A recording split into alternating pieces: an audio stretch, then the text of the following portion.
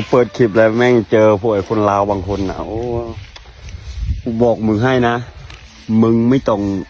เลียแขนเลียขาคนไทยหรอกไอ้เหี้ยมึงยังไงก็เป็นลาวมึงไม่ใช่คนไทยหรอกเข้าใจปะมึงไม่ต้องเลียแขนเลียขาเขามากไอ้เหี้ยมึงทำอะไรก็ผิดกูบอกให้เพราะว่ามึงไม่ใช่คนไทยกูบอกมึงให้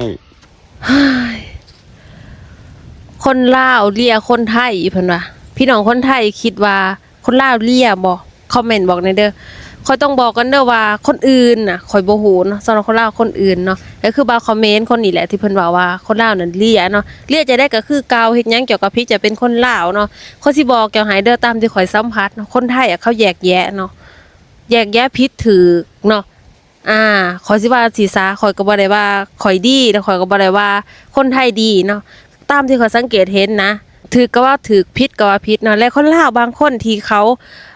อวยไทยเนาะก็ย้อนว่าเขาหักประเทศไทยเนาะบางคนนะ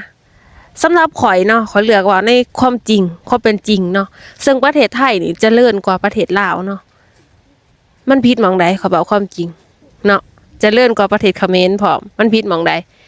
ถ้าข่อยว่าประเทศไทยเจริญกว่าลาวเจริญกว่าเขมรแล้วมันเป็นการอวยข่อยต้องขอโทษนำเด้อเนาะและก็คนไทยเขาอยากแยกเป็นเนาะให้เกียรติคนเนาะ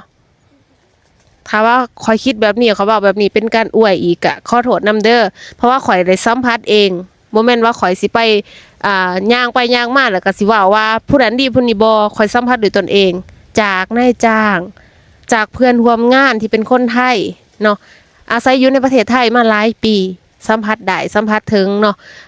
คนบ่ดีก็มีเนาะก็ได้รับคือกันเนาะคนดีมันหลายกว่าคนบ่ดีเนาะเพราะฉะนั้นเขาบ่ได้สนใจอีหยังว่าไผสิดีไผสิบ่ดีขอยไปเฮ็ดงานไปทำงานไปเอาเงินไปหาเงินส่งกลับบ้านเนาะบ่จำเป็นต้องเลียแข้งเลียขาเขาข่อยก็ได้เงินก็ใส่แรงงานเนาะ